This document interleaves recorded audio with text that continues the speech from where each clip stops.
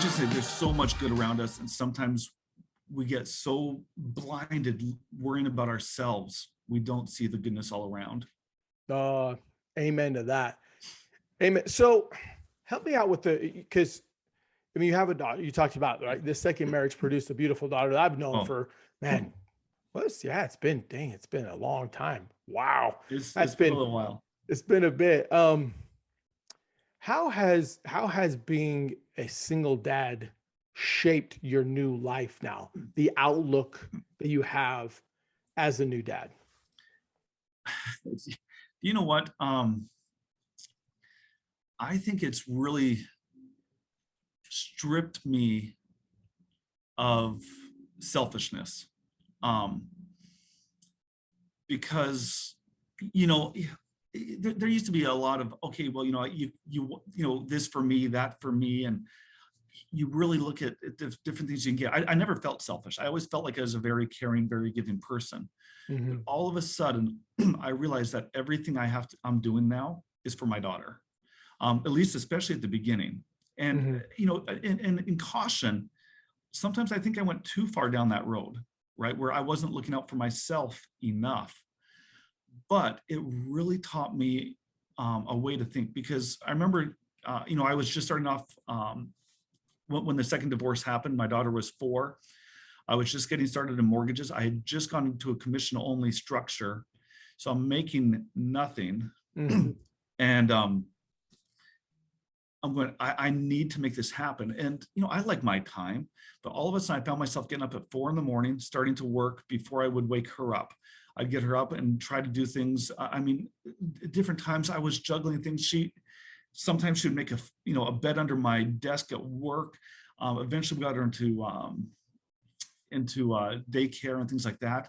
But, then come home, I feed her, play with her. She didn't have any siblings. We didn't really have any, she didn't have a lot of friends that she was playing with at the time. So it was all me. And I tried to be present. I tried to be there for her. But that also meant that once I got her in bed, now I'm up till midnight working to finish up what I didn't get done during the day. And I was functioning on less sleep than I ever thought was possible, because I said, it's about her now. If there's one thing I knew in my failed marriages, is that she was not to blame. And I could not let her, I was like, I can't let her suffer for this. So I'm going to do everything I can. And I, day to day, I pushed myself to places I didn't think I could push myself. Physically, I was doing things I didn't think I could physically do, because I finally shed off, this isn't about me. This is now about her. So again, I do think I may have gone too far at times. Mm-hmm. But boy, it taught me a lot about myself and what we are capable of when we have the right focus. Yeah. Oh man.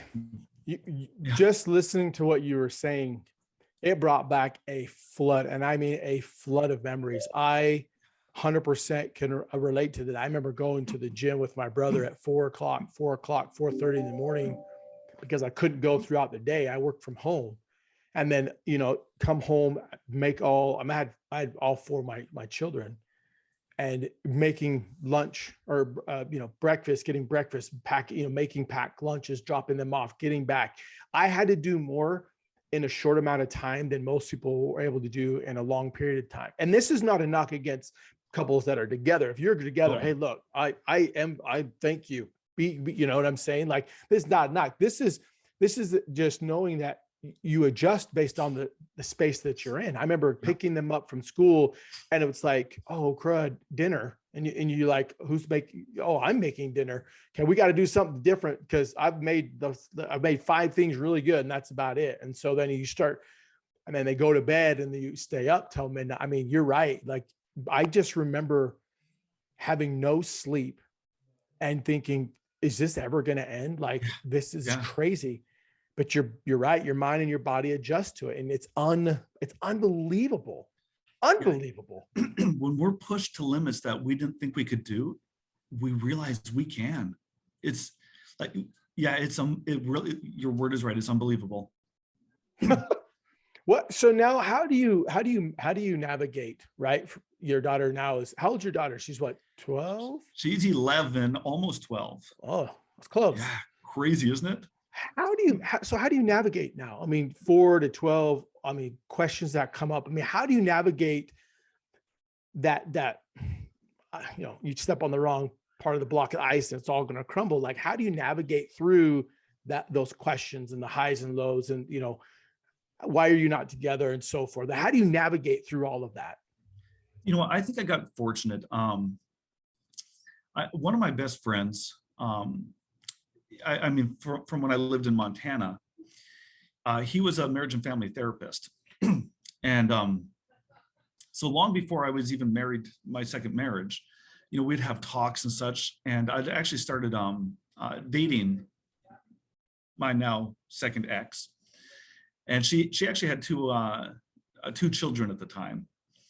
And he pointed out to me, he says, one was, I think she was 3 and the other one was 7, I believe, at the time. And he pointed out to me, he says, what? He says, the first one, he says, by the way, I hope if there's any therapists out there or something, they'll probably correct me on this, but I believe he said the general cutoff age is about 6. If you come in their life before 6, this is just going to be a normal part of what life is. For example, in her life, I'm going to be dad. She's going to have 2 dads, and this is normal life. For the second one, who is 7, he will always remember life before me. And therefore I will be but you're not really my dad. And I think that same principle applied a lot, but kind of on the other end, that my daughter was 4 when it happened. And so for her, a lot of it, this is what life is. She doesn't look back on it like, when she was younger, she asked me, a little bit, and I was quite honest with her. I just says, do you want, maybe one day, if you still think it's important, we can have that talk, but it's not something you need to worry about. Let's just worry about, what we're going to eat tonight. Let's worry about where we're going to go, what park we're going to go play out. Let's worry about those things. And honestly, they really haven't come up since. And I think a large part of that is because she was young enough that this is just the life she knows. Wow. I've never heard that before, but that does make so much sense, so much sense. How are you building now? I mean, just the two of you, right? You have these big things. I mean, do you sit down and plan things out like trips and vacations? I mean, obviously she keeps you completely, on your toes, because that's what girls do. And the older they get, and once they hit those teenage years, hey, you can call me at any point. I'll give you some pointers, but so how are we now? Like, the relationship, obviously good. I mean, are you able to just plan and do things now that without that fear of, well, maybe, or I don't know? Do you know what? I mean, I can feel mine and her relationship changing, because I mean, it was Velcro before. I mean, anywhere I went, anything we did, we were together, we were doing everything. And I really tried to expose her to as much as I could, as much goodness, as much different activities, as much different events and cultural things. I tried to make sure she would be exposed to a lot of that. And she loved it. But when she's younger, it's just kind of me planning it, explaining to her, this is what we're going to do. And she loved it. I now notice that it's much more, hey, will you come with me and do this? Oh, but Dad, can I just hang out with so-and-so? But we do have a very special bond. And we have certain trips. My favorite trip every year, and we, unfortunately, because of some other stuff going on, we missed it for the first time this year, but we do a ski trip up to Montana every year. That would be beautiful. I love that ski trip, and I love watching her get better skiing. But do you know what I really love, Cameron? I love going up the chairlift with her, because it's just her and I and listening to the snow fall. And all day long, we take these little rides up the chairlift and have these awesome conversations. Oh man, and you're right. The older they get, the deeper the connection, the deeper the meaning. Man, that's awesome. Yeah. Seriously, that's so cool. Yeah. Now, and the other one too, and I'll point this out too, because I absolutely love these as well. Her mom lives about an hour and a half away. And so, every other weekend she goes down there. On Sunday evenings, I go down and pick her up and bring her back. And I've had so many people comment that, oh, you must get so tired of that. I'm like, you know what? Not even a little bit, because that is an hour and a half of me and her in the car just talking. And I cherish that hour and a half twice a month. Yeah. Cherish it, man. I'm telling you, because they get older and they graduate. Some gone, I mean, Yeah. you're like, what happened? Like I have a daughter who graduates actually this weekend. And I'm like, Crazy. what happened? Like, why can't you just go back to that little girl that I held in my hands and was like, man, they're like, people would say 18 years ago by. I'm like, that won't, are you kidding me? And now I'm on there going, I would love 24 hours with her like this all over Oh, again. It would make my life. I know. But honestly, isn't that a great commentary on life and the way we Mhm. perceive things? Because really, you could be. I mean, you could sit there and say, I wish that just twice a month I could have a captive audience with my child. What I would give, and then we get in the car and we're like, I can't believe I have to drive an hour and a half to, No, do you know what? I mean, how do you perceive it? I'm like, I don't Mhm. perceive it as I have to go pick her up and drive her back. I perceive it as I get to have an hour and a half captive audience with my daughter. She can't go run off and do anything. Mhm. And what a blessing that's been. Whereas I could look at it as, hey, you know what? This is the worst thing to happen. And I can't believe I have to do this drive all the time. Yeah. Look, I want to end on this real quick, Corey. Yeah. What advice would you give to someone who's gonna knows divorce is imminent, right? Or is in, I guess there's three parts, right? Someone who's getting ready to go, someone who is going through, and someone who has been through divorce. What two parts of that question? You answer all three. What advice would you give them? I mean, would there be like books to read or podcasts or mental mindset map or things you could do mentally? What advice would you give to those three types of people that fall in those three categories?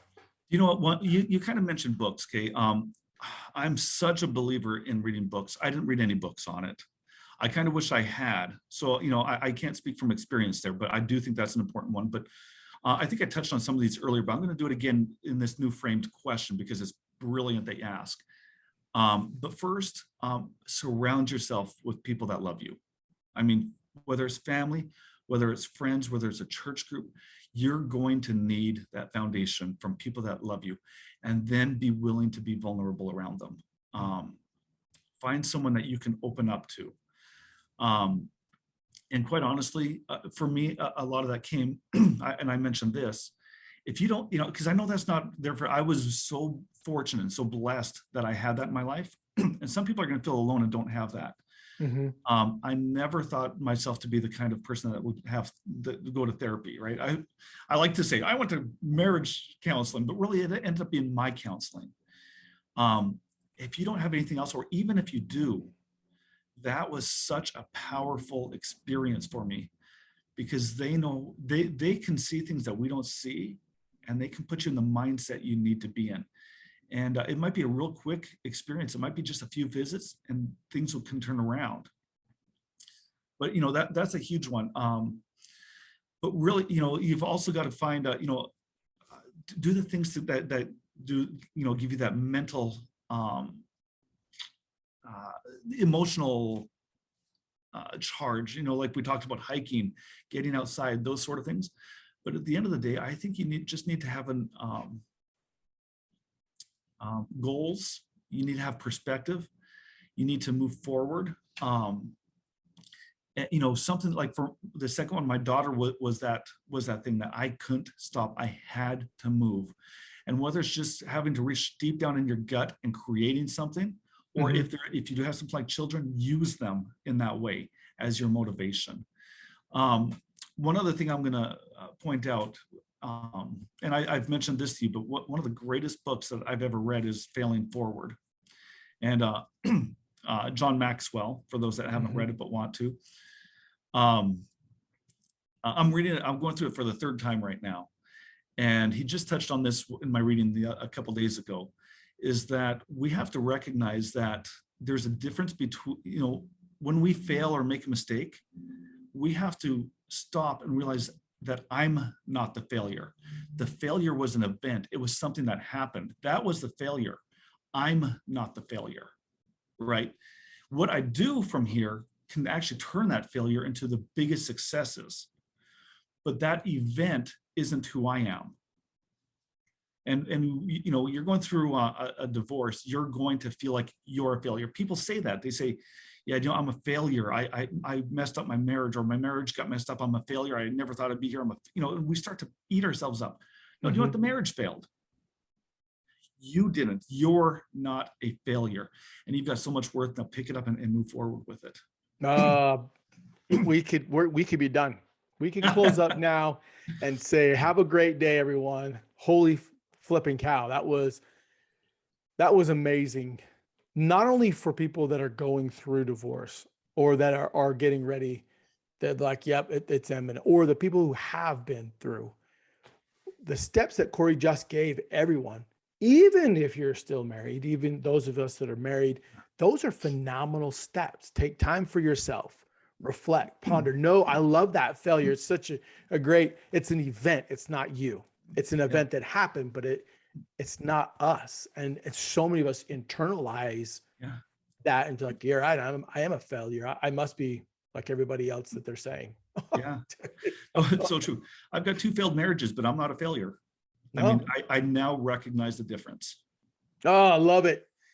I love it. I love it. All right. I want to ask this question and move on. I could spend hours and hours on this. There's just so much to unpack and to peel back and just get into. But so I listened to you on a podcast, LDS divorce coaches, had some very insightful talk. He's amazing. Yeah, very good. Shout out to them. Great job. I love the point that you made. This point, you said a home, not only a financial, but an emotional stability. What do you mean by that? What did you mean? What do you mean by that statement you made? Okay. Do you know what? I gotta confess first. I stole it. It was Susie Orman I read it from. There you go. And I'll probably butcher it, but I believe her quote was that a home provides not only emotional, but financial stability. Or not only financial, but emotional stability. There you go. And because we can talk about the financial aspects of the home. In fact, I love doing that because I do mortgages, but the emotional part of it, right? It is our safe space. Mm-hmm. It's where our memories are stored. There's so much to it. When you go through a divorce, that's what people fight over.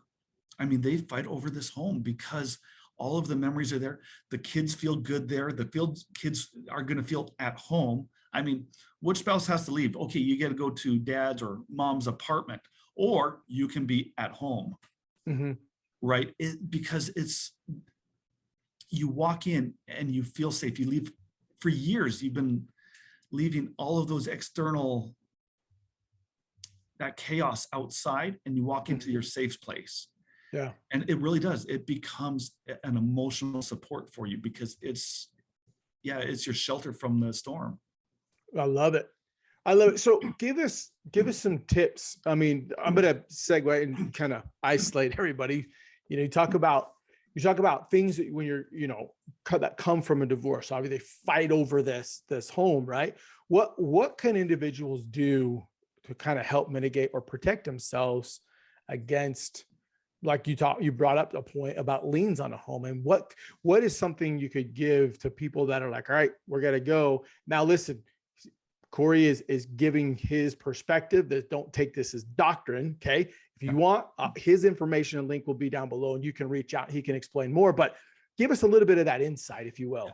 So I am going to start, when I have this conversation, I always have to say, I'm not an attorney. I'm not giving any legal advice on this. Okay. But I will give it to you from both personal perspective and also from, this is what I do for a living. I do mortgages. There's a few things you want to do. One, first, it is hard to do. We just talked about that emotional thing. And the reason I love to bring that up, that how tied we are to it emotionally, is because you're going to have to step back and realize that you might have to just walk away from it. So recognize why, if you can recognize why you're having a hard time saying goodbye to it, sometimes it makes it easier to say goodbye to it. But there are a few things I always tell people if you're going to go through a divorce and you have a home that you want to look at. And these are two different things, entirely different perspectives. But one is liens.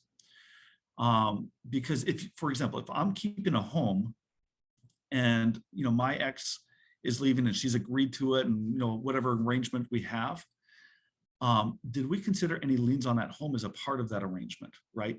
What if we had a pool built for $50,000 and I forgot that there was a pool lien on the home?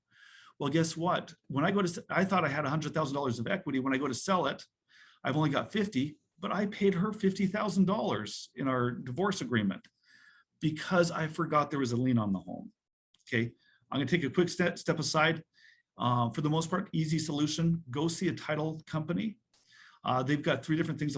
Usually they can do kind of a quick search for liens that they might not even charge you for. They kind of have a medium one that they'll usually charge. Again, I don't know these for sure, but probably $150 for, or they can do a full title search that's going to cost you several $100s. But if there's any liens on it, they will find them. Give that information to your attorney. Now, just because he's your attorney doesn't mean that they know to look for all this stuff. They've got so much on their plate with your entire picture that they don't always dig deep into one specific thing. So there's that one. Another one, if you are keeping the home, I recommend getting a home inspection, right? When you buy a home, you get a home inspection. Hey, what's wrong with this house? Hey, the roof's about to fall in. Okay, I don't want to buy this home. Hey, I'm going to take over the house as a part of our divorce agreement. Maybe I should get an inspection. Guess what? Now the roof's about to fall in. Maybe I don't want to keep the house, or maybe we'll come out to a more equitable agreement between the two of us if I find that stuff out. And just because you live there doesn't mean that you know everything that's wrong with it. So have someone take a look. Oh man, I'm ready to buy a home. Well, I'll wait for the rates to go down a little bit. Wow. Guys, look, this interview, I knew coming into this interview, there'd be a space that would be, I say fun, but it's also very, very sombering to know, because we've both been through divorce. We both have been in those dark spaces and those dark places. We've come out of it. We've learned a ton. And now you're in this space, you're doing mortgages, but yet you go back and listen. If you listen to that podcast, Cory talks a lot about just how his purpose is to help people get into these homes that they can create that emotional attachment to. Guys, I'm telling you right now, there's no greater calling than that at helping people find that emotion connection. So tell us about the business. Tell us about what it is you do, how you help people look for the do's and don'ts. Obviously, tell us a little bit about what it is you do as your job. All right. Well, before I go there, I'm going to throw one more of those divorce mortgage nuggets out that I think is really important, Kate. Because, when we're going through divorce, and I think this is important, is to, when you're going, and you know this, Cameron, you have to start to visualize what life's going to look on the other side, right? There's something that's, it gives you a little bit of life, a little something to look for that. Hey, this is what I'm going to make my life look like. A lot of times those plans are going to involve your house, whether it's you're keeping one or whether you're going to go buy another one, whatever it is. Talk to a mortgage professional that you trust before you go through the divorce, okay? Because a lot of times you may find out that you can't, if you would have done the divorce slightly differently, you could have realized those dreams and goals. But if the way you did it, they won't. I'm going to give a quick example, okay? I had a client, this is a number of years ago. She comes and says, Cory, I'm going to keep the house. I'm going to, here's our agreement, and I'm getting child support. And she was going to use child support and her alimony to help her qualify to refinance the house into her name so she could buy him out. She was going to get her alimony or spousal support for 3 years. I turned to her, I says, if you get it for 3 years, you cannot use that to qualify. Again, something I would know, but no one else knows, okay? And now you don't qualify. So now he thinks that you're going to be able to refinance this house out of your name. You're not going to qualify. You think you're going to qualify. You can't. And all of a sudden, it makes everyone miserable. He's upset because you can't get his name off of it, even though you agreed to, and you can't keep this home. What we did instead is, we totaled up how much total payments is he making over those 3 years. We stretched it over 4 years. If there's any mortgage people listening, you'll understand this, that depending on the program you use, I'll go conventional mortgages because this has a higher threshold than, for example, FHA. Mhm. You have to show that you've received those payments for 6 months after the divorce, and you have to show that they're still going to continue for another 3 years. And you have to have time to close. So all of a sudden, we reduced how much she gets monthly and spread over 4 years instead of a little bit more over 3 years. He agreed to it because he understood that that's how he's going to get his name off. And we were able to get it done for her after the divorce was finalized and after she got those 6 payments in. Wow. So, and I remember you said, I remember that part. I'm glad you shared that story. yeah, really important. It's, again, find someone that you trust, and they'll guide you through. So, but as far as my business goes, I love talking about this. I'll be honest with you, Cameron. I started doing it because I believed in it. I thought there's a lot of value to it, and I thought it would really benefit my business as well. What I discovered is it's a very labor-intensive niche to my market. I don't do a lot of them anymore because it is, you might give the advice today, but it might be a year before the divorce is even finalized and things have changed, and it's a struggle. But that does not mean those people don't need advice. Mm-hmm. Okay. Myself, when someone calls me, I still love to do it because I believe it's the right thing to do. I may not make a dime off of it. I believe it's the right thing to do to help people navigate. What I've learned in life, I mean, if you're talking about the business end of it, when you do the right thing in business, your business is going to grow.